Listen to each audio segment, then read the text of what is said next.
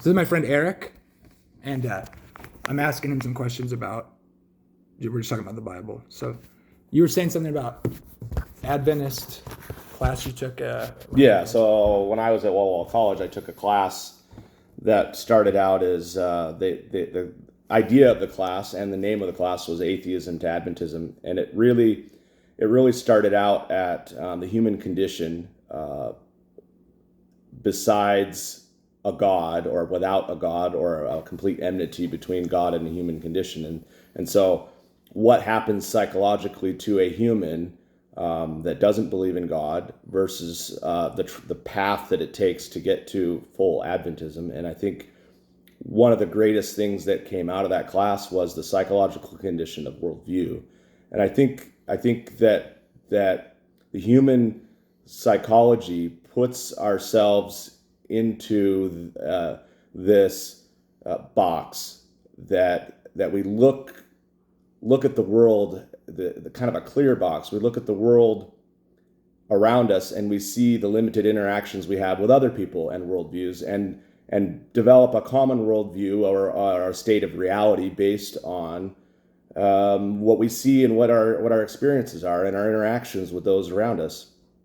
That defines a comfortable moment for the human psychology, meaning we are comfortable in knowing that environment hasn't hurt us, it hasn't made us offended. In some respects, as we grow older, we get offended by things, new interactions to that worldview sometimes offend us because it's counter to our comfortable worldview.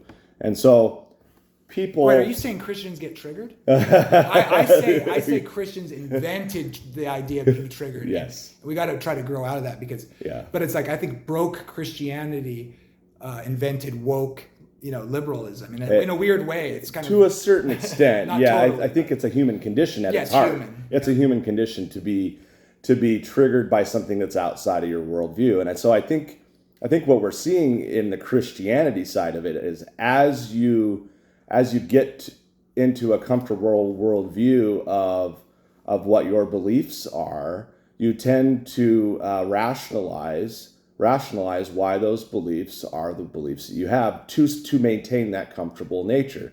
Humans, because of our sinful condition, we seek for everything that makes us feel better because we are in a state of enmity between God and man. We are in a state of constant wanting, needing, searching. Yeah, our nervous system responds to cold and heat that way. Right. We want to seek equilibrium. But right. Do you think?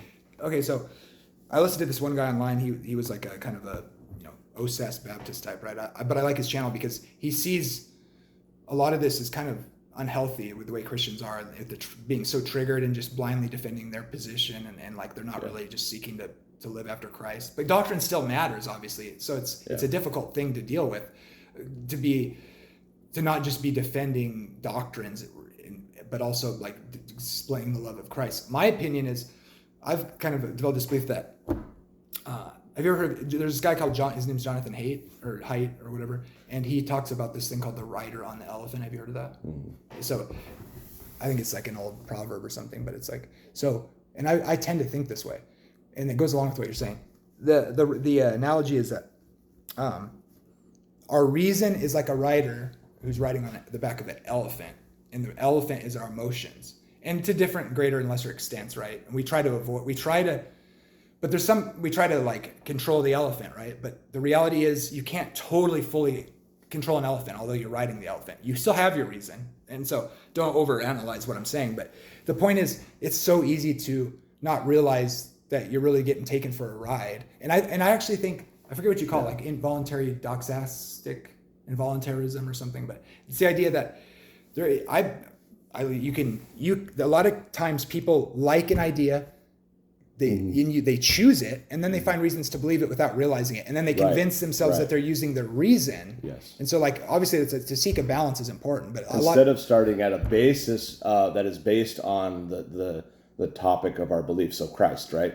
We all believe Christ is the center of our belief as a Christian, right? Christ is the center. So let's start there. Yeah. Instead of start with all these ideas and rationalize those ideas using Christ. And convincing ourselves that we just believe this totally through reason. Right. And it's not that that's not true at all, but it's like, and I think that's where like when examine yourself sort of thing is more in view than we often think about. Is like make sure you affirm the right propositions. That's not wrong. It's just that it's not the entire focus. It's like that's not how you get to love the love of Christ. Well, there's a road to conclusion, and that road to conclusion is what's important in establishing a worldview. And what we do instead is, as humans in this condition, we decide on a conclusion and then build a road to match that conclusion. Instead of what we should be doing is building a road to the conclusion first. Right. Starting with Christ and his word, and building ourselves into a belief structure. But no, we rely on, as a psychological human in sin, we rely on what our feeble minds have built as a conclusion, which is our worldview. We conclude that this must be the way it is, and now this is why. So it really takes someone being willing to take their worldview, set it aside, and then start to build their beliefs and mold their worldview based on the road it takes to get to the individual beliefs. Not just dismiss stuff out of hand. Like you can, like a based person can consider something without believing it, with an open mind, without their brain falling out. And other religions call it enlightenment, or they call it meditation, or they call it, there's all these different modes by which people can start to develop that road to the conclusion.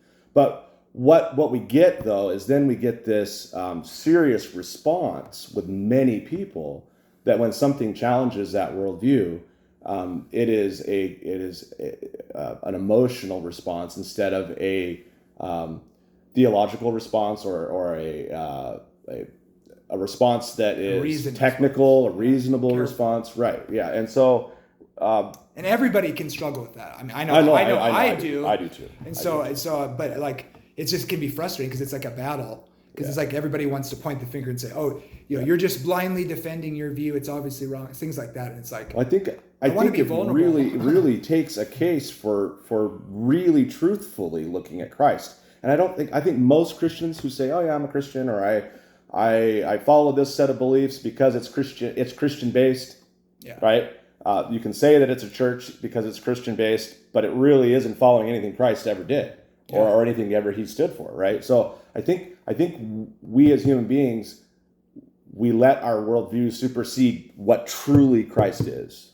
Yeah. And we don't look at Christ as the center of this entire situation that we're in. And in order to do that, you have to give up what people around you are doing. In order to do that, you have to give up what your experiences are and your interactions are from birth. And that's really, really hard to do. Well, Taylor pointed this out too, and I think it is true, to varying degrees for different Christians. But like, I don't know, like the guy I was talking about, his name's Kevin Thompson.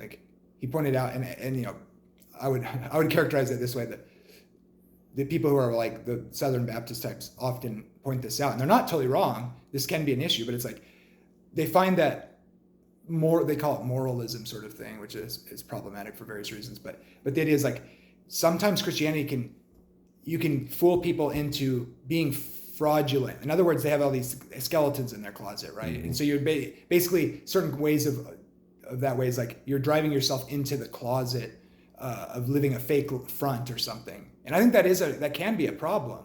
So we have to be like merciful with people and allow them to feel like they can be open discussing that. I think that's an interesting issue. But yeah, absolutely. Like, how do you tell somebody you might not be saved because you don't actually know Christ? Like, how do you lovingly tell someone that? It's difficult, right? Because that's offensive. It's very offensive. And I'm not necessarily saying you think someone's not saved and you know it and you're better than them. I'm just saying, So I try and honestly keep myself out of that realm, right? Yeah. That realm of thinking is that we're all on a path for atonement, right? Even though we have Christ and Christ paid the sins for our atonement, we are still all on our path to building an individual relationship with Christ or our religion. And so that's the problem we have there. People want to build an individual relationship with their religion instead of Christ. And so I think the number one thing in our human condition that we can do to break outside of this learned value problem, we value our worldview. The number one thing we can do is humble ourselves. Yeah, actually love people, not really be worried about Christ says what do propositions mean you're two saved greatest or not. the two greatest things you can do is love your God with all your heart and to love those around you as if you love yourself. Those are the two great. The whole law hangs on this, and that isn't wrong. No, it's not. It's absolutely true. Because everything can be funneled down into that, right? And so that is the point. that's why I've focused on what truly is love. Yeah. And God says, or it says in the Bible, it says God is love. So that means you've got two dimensions of love here. You've got this dimension of this theoretical thing that happens between people, right? But then you've got this transcendent being that the Bible says is love. So you've got a physical love, and you've got an interaction, a psychological love, right? Yeah. They intersect. And so necessarily. It's weird to think about this being that is love, right? And that's where you can get the great I am from too, because love, it's saying that love has always existed. Yeah, I love that. Love always existed before, it exists now, and it exists in the future. So this transcendent being, because he is love, can always exist or always have existed. Oh, so you're just saying, like, just to be nice, to put other people first. That's what God is people always get caught up in that thing where it's like no, God is a person, God is a being, but that's what that means to me anyways. My understanding is he is perfectly loving, which is not always easy to understand, justice and mercy. But yeah, absolutely. That is the guiding principle. I think that phrase means God, there's no, all good things come down from the Father of lights. In him, there's no, I forget it says variance or darkness or whatever. It's like that's a really powerful verse. Well, and I think that once people focus on just the love aspect, like we talked about, is the infinite rules of love, right? And there are rules of love. There are I would say emanating from the throne of God. There are laws of love. There are laws of love, and because love is in its own right a perfect concept. Yeah. A perfect reality. Actually, love is perfect because when you actually truly have love, that is, I would argue the only thing left on this earth that's perfect. Right. We don't live in a perfect world except for when love exists. Yeah. No, absolutely. Because love can do no wrong. Right. So when people then decide, okay, I'm going to focus on Christ instead of my worldview, my human condition, all right, then the rules of love start to come out. And what we see then is this beautiful picture of the moral law of God, the ceremonial law being only a foreshadow of Christ's condition here on earth, the ceremonial law being completely fulfilled and a shadow of things to come. But the substance, the body, is love. That's what was nailed to the cross. It was sacrifice. It was putting the other person before you to the ultimate extent. There's no greater thing a man can do than to lay down his life for his friends. Right. And that's so, what Christ did. Yes. And so when you focus on the love aspect of it, the love of God, you get all of these relational, beautiful relational attitudes, I would say. Yeah. They're not laws, they're attitudes. Yeah. They're how we as a person seeking the purity of love act. Yes. We follow our Creator, the Sabbath. We follow the rules of morality, which are loving thy neighbor, not coveting thy neighbor's things. You can't love them and break those principles. Right, exactly. Because it's not love. Right. And it's not simply, do this, don't do that. That's love. No, it's not. No. But you can't remove that from what love is, right? Right, right. And so in reality, just by focusing on Christ and his love, it really brings out true Christianity and the rules at which the Bible already lays all out that people want to rationalize away because of their worldview. And so the problem is that then you've lost the aspect of who Christ really is, or God really is, right? Yeah, he's not just the power. he's the example too. Like, Yeah. because of who he is, and that's what he wants for us. That's it. So with the ceremonial thing, like, people get really kind of caught up in this with that, how to parse this out. Like, I find myself agreeing with antinomian Christians, lawless Christians, because a lot of them actually, like some of the most beautiful Christians I know I see Christ in, think they kind of just like, no, the whole law's done away with. There's a sense where it's like, yes, the old covenant law is done away with because the fullness, God's righteousness in Christ came first.